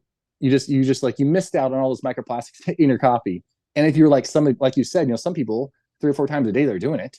It's like I mean that could be just huge. I mean, completely overlooked underlying, stressor on your system. So let's talk about this a little bit deeper. Increase estrogen. So this is one of the things I'm hearing science talk about, this prevalence of reduced test in men. I keep hearing things like, and I'm sure some of it is not very scientific. You'll see people post little graphs like a 60-year-old man in 1930 had 18,000, level testosterone, and now 18-year-old boys is 4. I'm exaggerating, but you hear and see these studies or reports. What do you know about that? Sure. Yeah, I mean, I basically test 100% of my guys when they come in the first time testosterone, and then pretty much annually, ongoing. I would say there's definitely a lower prevalence of testosterone, no doubt about it. How long you been in practice that you've been doing this? This testing? 15 years. Yeah, I'm right at 15 years right now. 15 years baseline of you going, okay, he's about what most guys are. He's about what most guys are. Go ahead. Yeah, I would say between like 5,000 and 6,000 guys probably, and the others would be like ladies. Okay. I mean, I would 65% of my practice probably is ladies. So, but so levels are definitely low for these 20-year-old guys. Like, geez, why are you running at 300? That definitely is underperforming for sure. For a 20-year-old, ideally we would like 800, like 1 to 1,200. And forgive me, which test is this? I know there's multiple. So that would be like serum testosterone. Okay. Total testosterone levels. And then, but I definitely kind of kick back at the idea that testosterone just going down across the board. It's just, there's just this curve going down because, I do have 80-year-old guys right now. And I had this guy, he actually passed away, but last year, but when I tested him when he's 89, his level was still over 800. And I got 60-year-old guys that are 1,200. This is just natural. They're not taking anything. So you can definitely have, just because you're aging, it doesn't mean your testosterone needs to go down. There's plenty of really vital guys out there who are 75, 78, not taking any TRT or any other hormones, who have naturally occurring, really say optimal testosterone levels. And that is it. Go ahead. I'm sorry. I was just, throw out another example of this one professional athlete I had who, so we've been checking his levels a lot of years, about 10 years or so, just kind of kept on declining. And, we used a lot of herbs and stuff trying to get his levels up, and just, maybe 100 points or so they'd rise, but really around like 250 to 300 is where he'd be sitting. And because we can't use testosterone because he was just in a professional sport where you can't, use those things, or you're not supposed to, at least. And he didn't have the cash flow. I would say he wasn't quite on that upper echelon where I guess can get around it all kind of thing. So he retires, and we check his levels in the summertime, like literally 6-8 months after he retired. Lo and behold, his levels are over 1,000. It was like stress 1020 or something like that, his total testosterone. And like, we didn't add anything, nothing was changed other than the fact, he retired. He's no longer traveling all over the United States all year round. And he didn't feel that, because part of why he retired is because he was just getting too worked up about these games and getting too worked up about basically performing. And so he's like, I don't want this. I don't need this. And so he retired, and then his levels went up. And I was like, you know what? The reason you were playing, you were this at this level in this sport, is because of this. It's like you went through high school, college with these really high levels, and that permitted you basically to be just that much better have that much more capacity, recover that much faster, be just that much quicker and swinging the bat, that kind of thing. That permitted you that capacity. Whereas, another guy, I think it really is the difference between the professional athlete. Sure, he still had to work really, really hard, but that's a big difference between two guys working really hard and one making it and the other one not quite making it. A lot of it is, that genetic potential that's just in the being. So you don't need 1200. You don't need 1200, testosterone to become a, professional athlete, but it will really help you out if you're put in the work. But you could be super healthy, and have, 800 testosterone or. So this kind of brings me full circle to what we were talking about as we started this discussion. Like, these dudes want to plug stuff in. I've got a friend, collegiate athlete at a really high level, state champion in high school, and high level jujitsu guy now. He's got this aversion to yoga. And so he works very hard to explain away any benefits of yoga. So like kin stretch, he's all about kin stretch, but not yoga. And I'm like, is it the clothes? Is it the yoga clothes? Is it the religious aspect or the spiritual aspect? Like, cause you could sit there and do like kin stretch and like, like grunt and like be a man about it. But doing yoga, you're like in down dog in a room full of ladies in yoga pants like that. I don't know.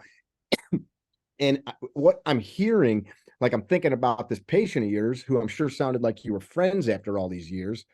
Like, his stress was stopping him from this test level that he needed to maintain. And it's like plugging a bucket and making holes in the bucket at the same time.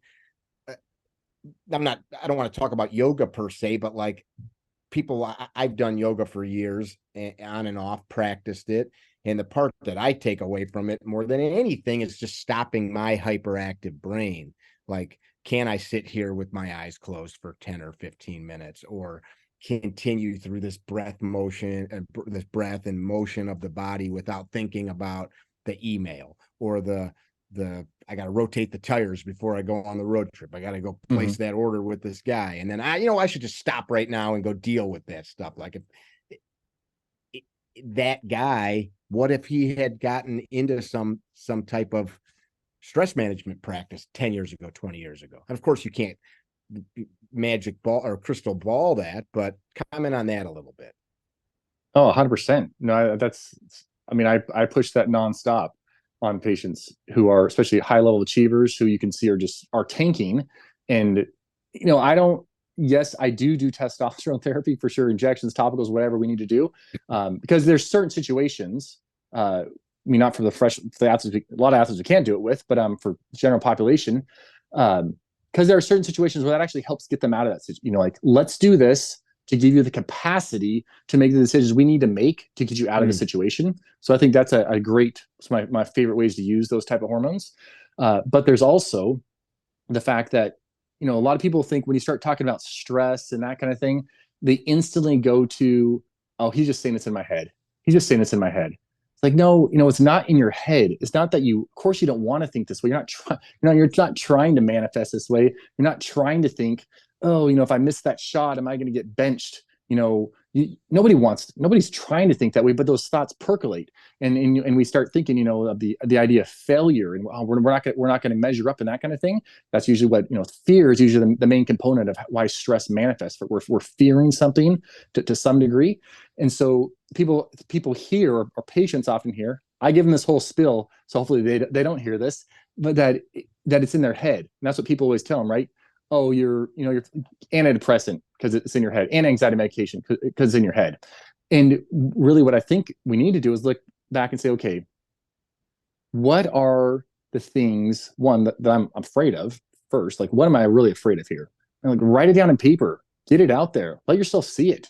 So, because there is something, we're all afraid of something. Nobody's just completely fearless all the time. I want to be, but just we're not. We all have some things we have that bring a little bit of fear. It's like, man, get it out there, get it on paper, let yourself see it, so you know what it is.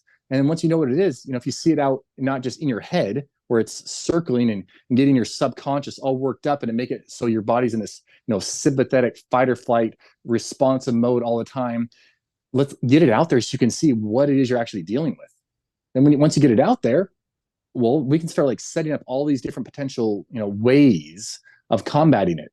There's these, like, so say you're doing some kind of yoga or some kind of breathing routine, or you're doing like Wim Hof, or you're doing cold plunges, or you're maybe it's like sitting in a sauna and singing songs, or it's they got these studies on like doing a scream, or they're like yelling really loud, or it's or maybe it's those guys are weird.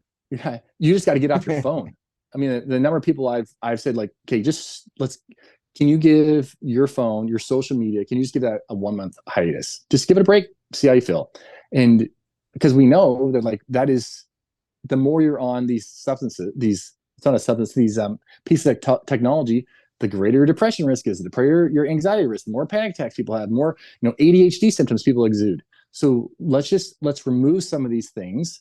Just an experiment. Let's give ourselves a 30-day just hiatus, just like we do with a food routine. Let's give ourselves 30 days of not consuming foods that's going to spike our blood sugar, lower our blood sugar, spike our blood sugar, and let's just like keep that rhythm nice. Let's remove things that, such as social media. Like, you start scrolling on Instagram, Twitter, Facebook, TikTok, whatever it is, even LinkedIn. You don't know what's coming next. It's like all kinds of things could pop up next. The world is going to end in 5 minutes. Right. So let's just get rid of that. Let's just it'll be there in 30 days. Let's just give a little hiatus and just see what happens when we give your body just a little bit of margin to work with here. But yeah, I mean, you're 100% right. The stress effect, or the, how we metabolize stress, it creates those essentially inroads in our brain, those synaptic pathways. And every time, we go down that same street, have that same thought pattern, it just gets ingrained a little bit more, a little bit more, a little bit more. And then unfortunately get to a place where it's like really hard to consciously think outside of that, which is where you get into those panic attacks, anxiety attacks, where the person thinks they need to go to the ER because they're having a heart attack when it's, nothing's happening, kind of thing. So something's happening. It's a bunch of it. I've been there, man. Something's happening. No, it is a true response of the nervous system. It's just the heart itself, of course. You do all the imaging, you do the echoes, and everything is perfect, right? So yeah, it's before if as much as possible, when I see a person starting to trek down that track, we try to like start pulling everything back out that is promoting that process. Get them to put stuff on paper, get them to try to talk about it, to try to get it out there. There's EMDR, there's DNRS, these different therapies as well that have been highly effective for many patients. Others I haven't noticed anything, but enough to say, yeah, it's definitely worth giving a try to get that process. Flip the track, get on the other track, because there's just as easily as the brain created this undesirable, anxiety producing sensation in the body, it can produce the exact opposite. Look at yourself sitting right here, right now. If you were experiencing that before, it's like, man, well, you had to get on a different track. Well, I think the one thing that I know you're aware of, but I think the brain did it with the stuff I or people around me fed it, just like our body, right? So it's not like my brain just all of a sudden was like, I'm going to dump a bunch of adrenaline for no reason into this kid's bloodstream and see how he feels sitting in school, right? It was all the little stuff that got plugged in along the way. I was told, or have heard, excuse me, that once you go on TRT, I personally am not what am I trying to say? I have never gone on any of that. I'm not against it, but I hear a lot of guys talking about it, and I'm told once you start, you kind of can't stop. Is that true? No. I mean, I've had plenty of guys over the years that I've put on TRT. Like I said, trying to basically get them out of acute situations where they're super anxious, super depressed, or just crazy unmotivated and can't get themselves to act on life, and then titrated them off. There's other hormones you can use to help basically get the testes rolling again, get the pituitary connection to the testes going again. There's herbs that are really helpful, and then some guys I've had where it's like you did what? You stopped that 6 months ago. Geez, your levels look awesome. It just their body came back on board without even doing any of that.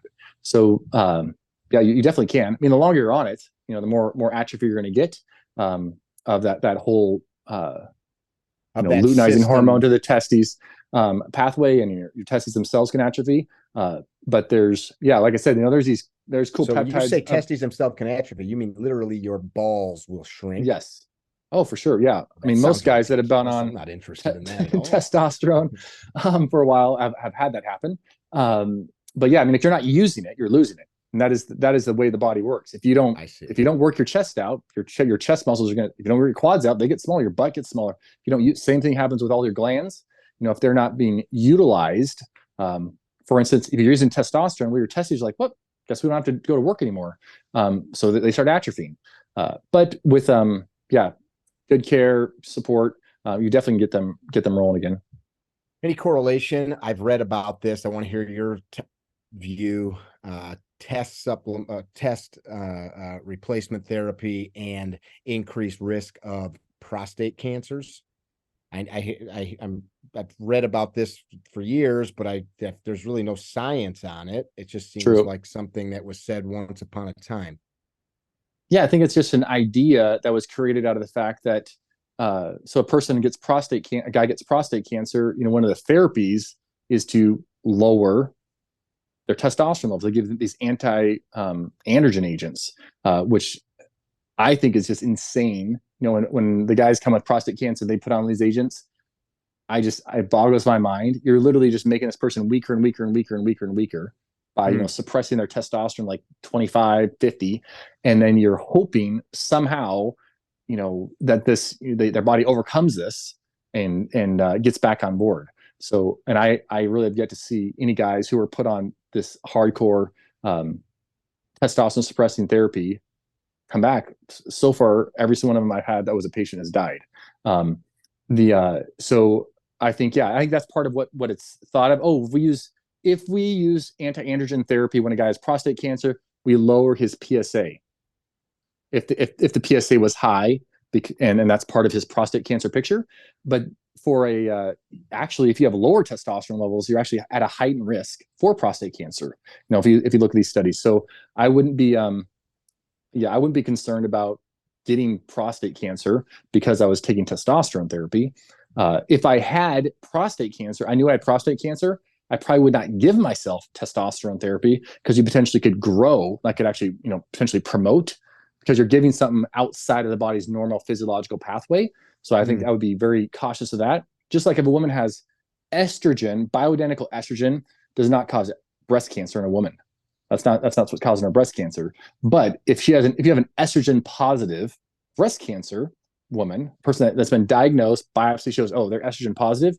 Yeah, I would not give that woman bioidentical estrogen because you're likely to promote the activity of, I'm not saying there's even studies out there about this, is just theoretical still, what I'm even saying. There's not studies on this that I'm aware of, but still that idea, I would say, let's probably, I think the risk is too high compared to the potential benefit of maybe your hot flashes or something at this point. And same thing with the testosterone on the whole prostate. Any tips for helping guys maintain prostate health? It seems to be, as we are aging guys, it's like every guy's concerned about it or talks about it, hears about it. Uncles, dads, grandpas, every man I know knows a dude that's had prostate cancer. I can think of 20 guys that have had prostate cancer that I know. Yeah. I mean, I would be thinking it's, lifestyle. I mean, the thing is, what we have in the industrialized world, prostate cancer wise, we don't have in the indigenous world or, in Africa or these places where there's not all these industrial chemicals just everywhere. So I would definitely be looking for, it is kind of hard because like more and more of the world is getting overloaded. Even like you're mentioning, like South America, where it's like, geez, they're drinking all this kind of junk. It's like, yeah, it sucks. We just keep passing it everywhere. But there's these interesting studies on, the Japanese, when they were in Japan, they don't have any of these issues. They come to America, they start living American lifestyle. Amazing enough, they get the prostate cancer, they get the breast cancer, just like we do. They get the stomach, all these things come to them. And so I would be just dogged about lifestyle. Your meat, your vegetables, your fruit, your nuts, your seeds. If you're grain wise, like you gotta get organic grains. There's just so much pesticide residue. Or if you're drinking coffee on a regular basis, I mean, you just got to get organic coffee at a minimum. I'm not saying organic is the end all, but at a minimum, you are getting a significant reduction in the amount of pesticide, herbicide, and fungicide residues and that kind of thing. And I feel like more than anything, it's more than like people are eating too much sugar. I think sugar, yes, we have too much sugar as a whole, but really it's like, no, it's the just crazy activities, things like corn syrup and high fructose corn syrup and these, splendas and aspartames and all these artificial things we're thrown in our body. Like I think we'd probably be okay if we were literally eating, honey, maple syrup, say ground up dates and coconuts and, cane sugar that actually look like, almost like it's got minerals in it, not just this powdery white stuff. Those are the kind of things you don't have to go and like live in a bubble to bypass prostate cancers or, greatly reduce your risk, because these are lifestyle generated conditions. Even though we don't treat them via lifestyle, and that's the standard way, is not treating via lifestyle. I mean, I'm going to promote heavy lifestyle interventions, but the oncologist that my patients seen over and over, they tell them diet doesn't matter. Like nothing matters. All we care about is basically you maintain your weight. I mean, it really is shocking sometimes things you hear from these just ultra brilliant humans. But are they that brilliant though? Well, I mean, I don't know. You think about it. Does that make you? I'm not disagreeing. No. I think maybe educated. Educated. You could use the word educated. But I had this. Are they even educated? What does education mean if well, you're right, not bright enough to understand that you shouldn't eat this stuff to be healthy? 100%. No, for sure. Because I have this guy. He's got diabetes. He's got diagnosed with prostate cancer this past year, and he finally basically got on board with, all right, let's do this. I really want to feel better. I mean, because he had like numbness and tingling in his hands from the neuropathy from his diabetes, so he was finally on board. But he went up, which means good. I'm glad we found out he had prostate cancer. So you don't want to find out, way down the road that's going on in your body too. But he finds that out, goes to the oncologist at UW, and they were so concerned. I mean, this guy should weigh like 150 pounds. He's a very shorter gentleman, and that'd be ideal for him. He weighed like 210, but he was down about 185 from just lifestyle interventions we've been doing over the last 6 months. And he goes up there, and these guys are so concerned that this guy's been losing 15 pounds over the last 3 months because of activity he's been doing now. He's been exercising, and he's changed his food routine. Like he's not going fast food back and forth up I-5. Now he's making meals at home, and he's seeing, oh my goodness, this is working. And his blood sugar is coming down, insulin levels. He was literally, we're about to stop giving him insulin. He was down to like 5 units a day kind of thing. And these guys are so concerned that he's losing weight. That's all they care about. They're like, no, you got to gain weight. You got to get, we got to get more, of this essentially junk food in your diet to get you these breads and stuff to get your weight back up. It's like, no, I mean, and you think we're literally saving this guy's life. Like this is the part that's going to save his life. We already know the pharmaceutical intervention. We already know the pathway. We know it probably is not going to work. That's just how it is. For most guys, it's not going to work. And so I mean, it is kind of like trauma, to be honest, when I think about those guys and the fact that I'm telling them one thing and then there are other doctors telling them another thing. And it's like, I mean, do the prostate cancer treatment you're doing, go for it. But if you don't do the lifestyle stuff, the chances of that treatment working, you lost like 50, 60, 70% of the opportunity for that treatment to work for you, because your body isn't working. Your cells are not working. Makes sense. Seems like there's been a slow change. I'm watching, I don't watch a lot of like podcast type stuff. I saw Tucker Carlson has a channel now on YouTube, and he interviewed, what the heck's the actor's name? Long hair, beard. He's kind of been like canceled by. I know. Yep, I know you're talking about. What the heck's this? Russell Brand. Yep. Hyper intelligent individual, man. Like I've only ever really knew him from comedy stuff. And they're talking about everything from like pandemic to food supply. And it seems like there is this maybe awakening of people talking about. It's funny, I grew up in like a fairly rural area in Northwest Illinois, Collar County of Chicago, and the little community I live in. Today's Groundhog's Day. Happy birthday to my sister Mary today.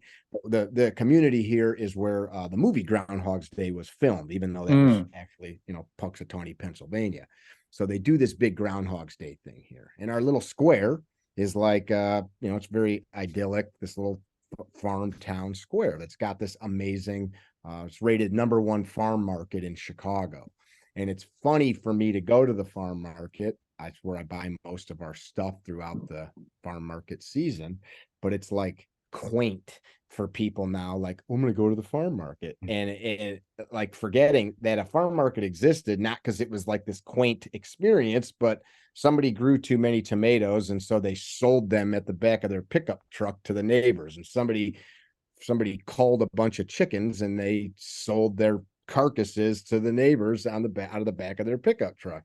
And like now it's this idea is like it's caught on like it's this cute thing, or to raise some chickens for eggs, where you go into the major metropolitan areas even 50 years ago, and moms would have 4 or 5 laying hens in some boxes next to the garage in the city of Chicago or Detroit, or you know what I'm saying? And like we've like so disconnected ourselves from that.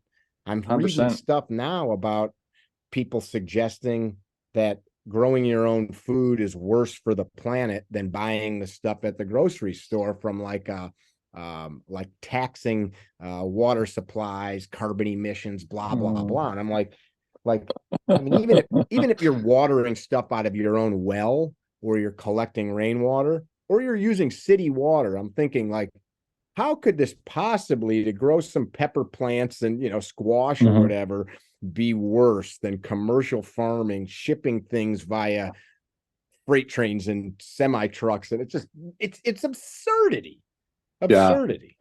No, I mean, you are straight up on it. I remember my buddy, he lives in a city up by Seattle, and he's kind of in the city, and he's got about an acre though. And he would have chickens and like a pig and stuff back there. And he was actually collecting rainwater, in these big jugs. So he would have water because he's on city water there. And he got in just huge trouble because they don't want him collecting the rainwater. Like I don't understand it, but they want him basically like to have to subsist off the grid or whatever, they don't want him collecting anything else, do anything outside of what is, I guess kind of controllable in a way. I mean, it's really odd. I saw a video where you made some ice cream with your kids. It seems like this is of course, it's not just a job for you. It is, in fact, your lifestyle. How can parents that are struggling themselves, what's some things they can do to start augmenting food choices, changing food choices? Like, where do you start? Like, if you've been raising your kids for 5-10 years, and all of a sudden you go to the grocery store and you just pull the lever from all the crap in the boxes to all the stuff that rots in 2 or 3 days, kids are gonna, put their foot down. Yeah, I think people think kids are going to put their foot down. I mean, there's some kids that definitely, I see a whole gamut of them, that are, they have actually certain issues now because of, I would say, the parents coming together who are already unhealthy.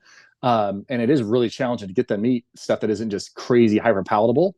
But for the majority, I tell often this story of how we used to get Larabars, and our kids would always ask for Larabars because we have these boxes come from Amazon. Dates. Sitting up in our cupboard. And I kind of got tired. I was like, you know what? These are just like gummy things. My kids are basically trying to eat these every day. They want them twice a day. And I really want to keep exactly. I want to keep their teeth good and all this kind of stuff. And so we just said, we just stopped buying them. And amazingly enough, in 24 hours, my children stopped asking for Larabars because they just weren't present anymore. And they didn't come into our house. So I think, and people often jump to the fact like, okay, if I'm going to start eating healthy, it means that I got to have, broccoli, a piece of meat, and like, wild rice on my plate with little fennel things sticking out of it or something like that. I mean, I just saw a bunch of pictures from this book that came to me. It's like, no, it's like, man, just like what? Okay, does your kid like carrots, celery, cucumbers? Which one will they eat? Will they eat like spinach, but they won't eat, red leaf lettuce or something like that? Because I got a lot of differences in my what my kids like versus are willing to tolerate, essentially. And so I would start with just the most minimal things. Like, will they eat eggs? Awesome. Eggs are a whole food. Will they eat them scrambled? Great. Will they eat, cheese? Great. Well, you could literally substitute out that, Cocoa Pebbles or that, Captain Crunch for let's make them some eggs in the morning. Let's scramble them up for them. Let's, maybe, or maybe they don't like that. Maybe they like bread right now. And I was like, okay, so let's get them. Like, people would think, oh, there's no way. You've heard of Ezekiel bread? You're right. Been buying Ezekiel bread for 20 years. Yeah. So Ezekiel bread is, sprouted organic kind of grain bread. And people think there's no way. I don't like bread. It's kind of dry. So my kids are not going to eat it. It's like the only thing your kid knows is what you've given them. So like I put butter on a piece of Ezekiel bread, and my little 2-year-old guy, thanks, Dad. This is awesome. Thinks it's great because he doesn't have and he's had sourdough bread my wife makes, and he's had other bread too before. But it's like, if that's what I'm offering, it's just we have in our mind, because mostly it's what we want. Like I kind of the adult wants, we know what we like, right? And we kind of want that. And so if we start asking our child to do something, it's like, well, we kind of got to do it then ourselves, right? And so it really comes down to what our kids just mirror us. It's like, why does my kid talk like me? Why didn't make him talk like me? It's because he hears me talking all the time. Or why do I literally walk almost identical to how my dad walks, and I'm 43 years old? It's like, I can't believe I walk like that. That's not it's just literally, it was me mirroring. That's what children do. They just mirror. That's how they learn to talk. That's how they learn to walk. That's how they learn everything. It's just mirroring. And so if we keep showing up, that's the best thing you do. You can stick a big plate of good food on the table. You grab from it yourself. You put it on your plate. You eat it. You enjoy it. Watch. Slowly but surely, I've seen it with the most insane home situations where these kids, next thing you know, they're grabbing the cucumber, they're grabbing the carrot, they're cool with having salad with this vinegar dressing on it now. And it literally, it's just, they just need to be shown something different. I like it. Doc, I really appreciate you taking the time to share so many different insights and stories and ideas with us. I usually will ask folks as we close the podcast, if you never meet the people that we talk to, if they never cross your path here on this earth, what would you leave them with? Yeah, I mean, I would leave. I mean, I'm a Christian, a believer, and I would say, man, you got to find what are you here for? How did you end up here on planet Earth? And I would find that above all else, because if you know why you're here, how you got here, then man, it's just going to create so much purpose and drive, and it's going to make it so much easier to make decisions you want to make in life when man, you were created on purpose for a purpose, and you just didn't show up here from some amphibian somewhere. So that's my thought. That's what I would put out there. How do people find you? You've got some social media. I know you've got the YouTube channel and the Instagram account, I believe. How do they find you? Yeah, DR Wholeness, like WHOLE. Pretty much anything DR Wholeness. That I'm there on any social or website kind of stuff. I love it. You guys that tuned in, really appreciate you doing so. Hope you learned something. I know I sure did. As always, be well, tell somebody you love them, and walk a higher line. Mickey, thanks so much, man. Visit our website, carrytrainer.com, for information about classes held throughout the U.S., Carry Trainer apparel, and upcoming projects. You can also email us at training@carrytrainer.com for information about setting up your own private course or speaking engagement. Training@carrytrainer.com or carrytrainer.com.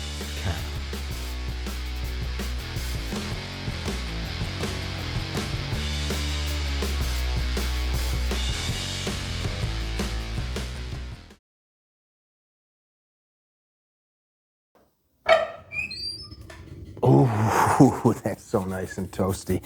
Chilly winter day. Hey, I want to make sure that you guys know that this episode of the Higher Line podcast has been brought to you by Ignis Lux Coffee. Ignis Lux, Latin for firelight.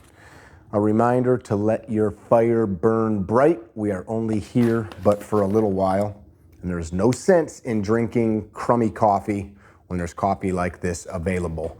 Small batch roasted in fluid bed roasters. Check that out. Less than 1% of all the coffee in the world is done in fluid bed roasters. Why? Because it's more work, but it gives you a much better product. IgnisLuxCoffee.com. Roasted fresh, sent right to your door. Check it out.